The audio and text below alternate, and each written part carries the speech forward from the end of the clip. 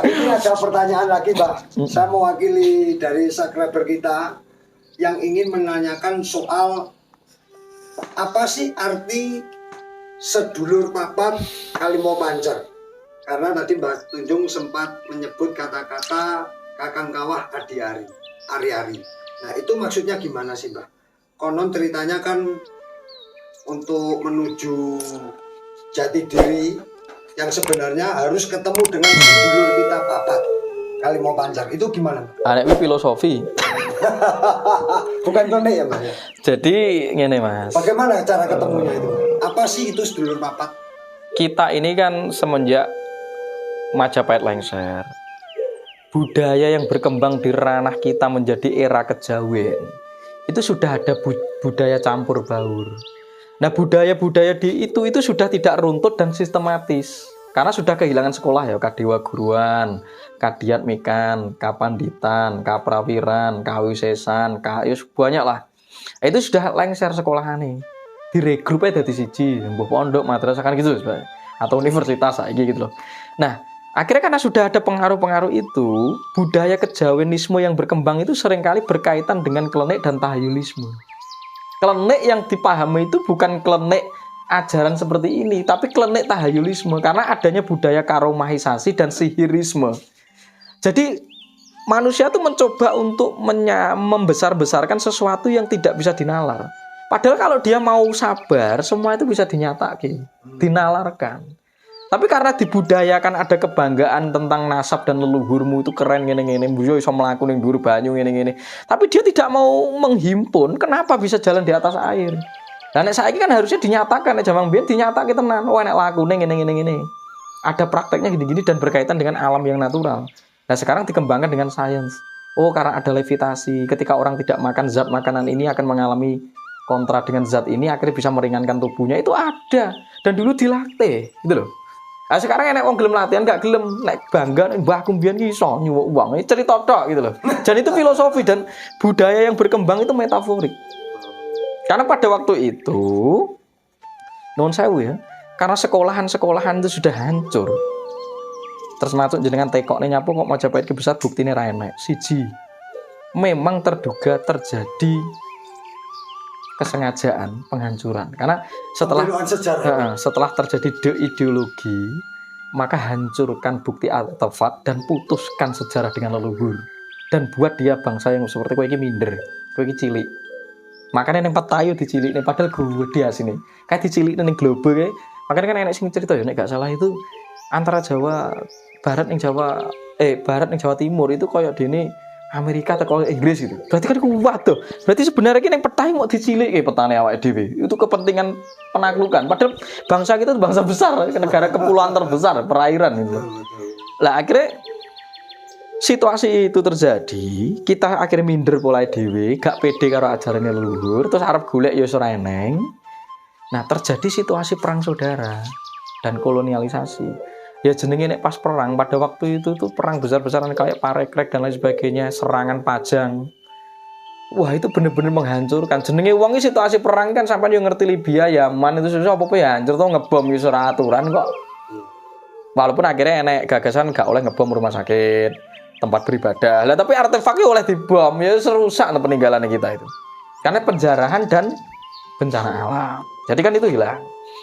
Nah, sekarang genjengan tekok neng sedulur papat. Sedulur papat itu sebenarnya sangat kasunyatan dan ilmiah. Masyarakat ada tekok, Mas, wong kuwi ben jare mbahku mbiyen aku iki nek cara kon wirid iso kagubung karo sedulur papat. Lah saiki tak tekoni sampean ambekan iki hubungan karo sedulur papat ndak? Hubungan karo Supias disebut angin. Lah saiki nek kamu tahu bahwa sebagian paru-parumu itu ada di pohon, kowe gak mungkin ngetok wit-witan sembarangan itu. Karena dia memberikan sumber kehidupan bagi kita, tapi pembalakan liar dan konservasi hutan yang hancur oleh orang kita sekarang yang disebut zaman modern, katanya zaman beradab, sungguh kegagalan. Ribuan tahun yang lalu mbah kita sudah mencontohkan konsep hidup selaras dan cerdas agar bumi kita itu tetap menjadi bumi sambara, bumi surgawi.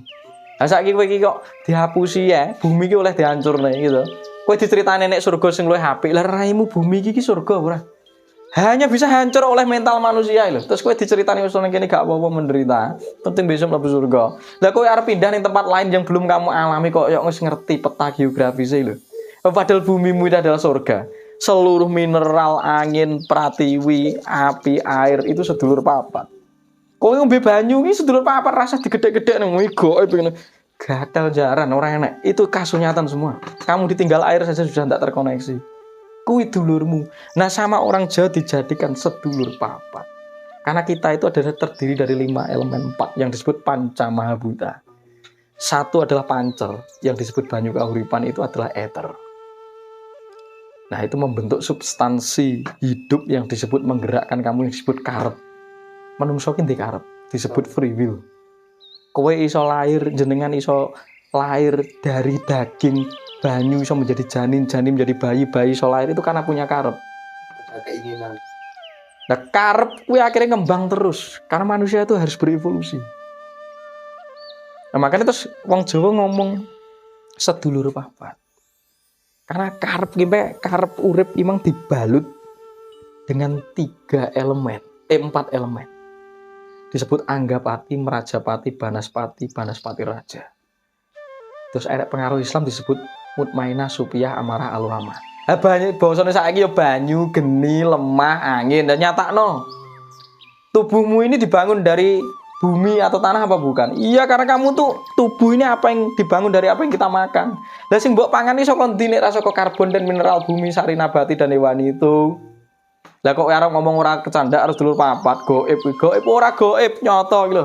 Ditinggal lemah modar awakmu itu lho. Seperti Hari ini kan banyak orang yang tidak terhubung ke bumi. Enak sing sik gelem mlaku nyeker. pakai sepatu, Mbak. Hanya gara-gara ada budaya modernisme bahwa itu untuk melindungi, untuk safety dalam pekerjaan. Kamu memisahkan dirimu dengan ibumu yang disebut pratiwi. Uang ini harus tahu nyeker, sistem ini akan rusak di dalam tubuhnya. Listrik itu tidak akan terjadi ground. Akhirnya terjadi tekanan darah tinggi. Gitu. Sistem darah naik kadar dulu wis hancur karena lemah yang terhimpun ini tidak terkoneksi dengan tanah. Nah, coba mbahmu sing biyen nyeker umur itu ora. Tanya saja, wong sing jogane lemah nyeker ora. Lah saiki zamane wis ganti, tetep konek karo sedulur papat sing diarani aluamah atau tanah.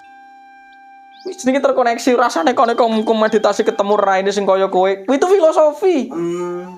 Ilmu Jawa ki dadi angel mergo dijelaskan dengan metaforis. Saya ini, Pak, 4 ini berarti. Nah, saya ngajarkan yang logis dan nyata dulu. Bisa Jadi diterima ya, Bang. leluhur Jawa itu menganggap 4 elemen atau seluruh alam. Makanya konsep hidup selaras dengan alam. Karena leluhur itu selalu menganggap apapun yang ada di jagat raya itu adalah sedulur.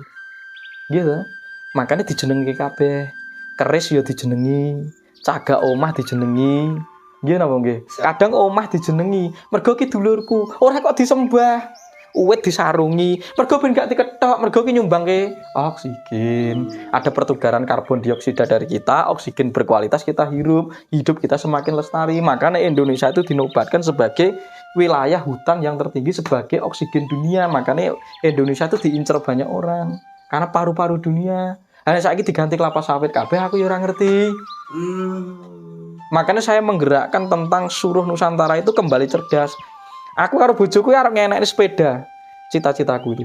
Melaku saka kene artinya Jakarta sepedaan untuk mengajarkan bahwa pentingnya kembali merawat kesadaran untuk merawat surga kita yang disebut bumi. Ojo ngukei, ojo ngbuak sampah sembarangan, ojo nebangi wit sembarangan. Hanya pengen mengajarkan itu. Aku gak pengen ngajarnya sesat dan musyrik.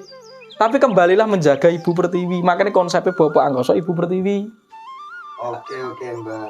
Berarti yang saya tangkap sebetulnya ilmu atau ajaran leluhur Nusantara kita ini sebetulnya ilmu kasunyatan ya, Mbak. Ternyata Yang bisa diterima secara ilmu sains.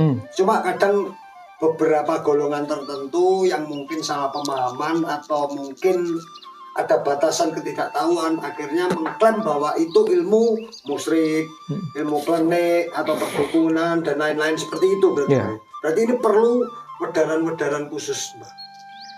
ya makanya kan Disebarkan ke seluruh Nusantara, saya supaya ini kita kembali ke Nusantara. kan hanya berani menggerakkan aliran, bukan aliran ya. Saya berani memberitakan, mewartakan spiritual progresif. Karena menurut saya spiritual itu soal mindset. Orang itu hidupnya bisa berkualitas itu karena mindset. Hanya mindsetnya cepet fanatik seperti ini ya hidupnya itu di situ-situ terus. Lah hari ini mungkin bangsa kita tidak maju, nun sewu. Karena mindset kita yang decline. Kayak zaman Majapahit cita-citanya maju. Itu karena apa, Mbah? Kok bisa merosot? Doktrin. Ada doktrin sepihak, ada hegemoni sepihak. Makanya kan kalau ngomong, Mas, Sriwijaya dan Majapahit itu menjadi benih percontohan negara kesatuan Republik Indonesia hari ini. Negara Republik Kesatuan Indonesia disebut Indonesia menjadi administrasi, wilayah batasan kepulauan budaya dinamakan Nusantara. Itu sudah ada sejak zaman Sriwijaya dan Majapahit. Kenapa?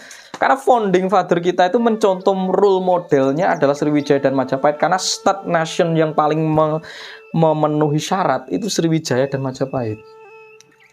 Apa sih yang diwariskan dari kedua dinasti ini? Ya, satu, getih getah Nusantara menjadi lambang bendera merah putih. Nah, bendera merah putih itu sudah ada di era Jawa kuno. Nah, ketika hari ini dikritik, misalkan ya, dikritik bahwa sebenarnya kan bendera merah putih itu kan benderanya Belanda yang disobek, ya monggo. Tapi nek kita melegitimasi bahwa itu adalah benderanya Belanda yang disobek, kita pasti akan digugat Monaco yang sudah menggunakan itu semenjak tahun 1851 kalau nggak 81. Mesti digugat, karena kita berarti lahir baru.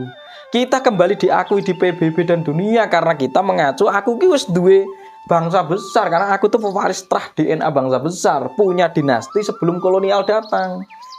Nah, terus mendirikan Pancasila dengan ideologi kita namanya Pancasila dengan lambang burung Garuda. Itu kan ada ceritanya.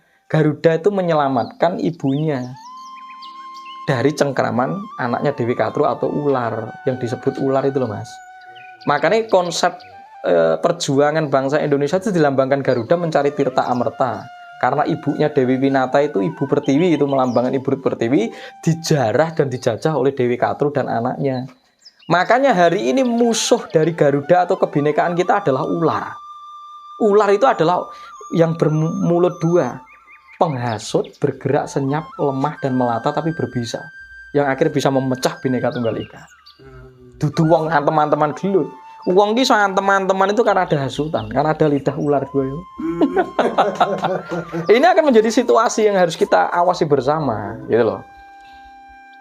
Dan yang ketiga itu konsep kedaulatan dengan mencontoh namanya konsep Nusantara, kesatuan. Negara kesatuan itu sudah ada.